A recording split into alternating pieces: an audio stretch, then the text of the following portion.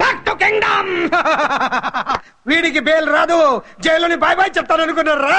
Peddiraju Peddiraju Peddiraju capacity తెలిసిందిరా.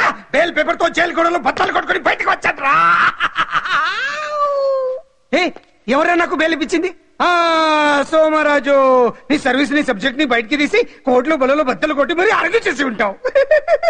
Judge గుండె బెదిరి బెయిల్ ఇచ్చేసాడు, అంతే కదా? No sir. Yes sir. పాపం వీక్ డేస్ నుంచి ఈయనకు ఒకటే మోషన్స్. ఇవాళ ఇంట్లోంచి బయటకు వచ్చాడు. మరి ఎవరు? నా ఫ్రెండ్ పాలకొండ రాయుడు పరపతినంతా ఉపయోగించి ఉంటాడు. మీరు జైలుకి వెళ్ళినప్పటి నుంచి వారు ఫోన్ ఎత్తట్లేదు. మీ ఫ్రెండ్. మరి ఎవరు? ఎమ్మెల్యేనా? కాదు. ఎంపీనా? కానే కాదు. మినిస్టరా? అస్సలు కాదు. మరి ఎవరే నాకు బెయిలిపించిన దేవుడు? అక్కడ ఉన్నాడు, దండం పెట్టుకోండి.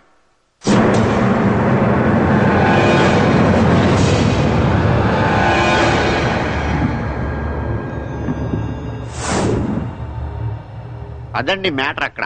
అందుకే మేము సైలెంట్ ఇక్కడ.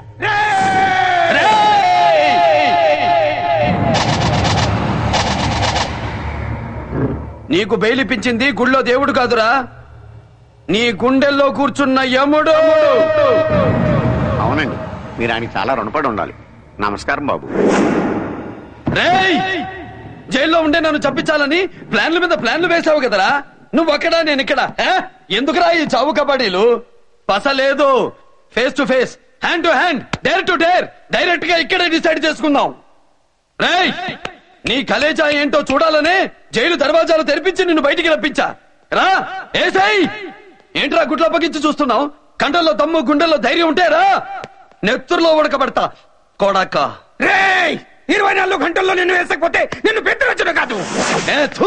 ఎదురుగా మనిషిని పెట్టుకుని 24 గంటలు గడుపు అడుగుతున్నావు. నువ్వే మగాడివిరా? నీ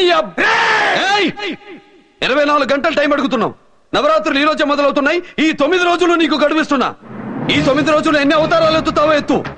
నువ్వు కంసుడిపై వస్తే కృష్ణుడిని కంఠం కోసేస్తా, రావణుడిపై వస్తే రాముడిని 10 తలలు కొడతా, హిరణ్యకశిపుడిపై వస్తే ఉగ్ర నరసింహుడిని పేగులు తెంచి రుద్రపీణ వాయిస్తా. ఈలోగా నా వాళ్ళ మీద నీ కంటి చూపు కాదు కదా, కంటి పాప నీడబడినా నీ అబ్బ నరకడం మొదలు పెడితే ఏముక ఎవరితో తెలుసుకోవడానికి వారం పట్టుద్ది.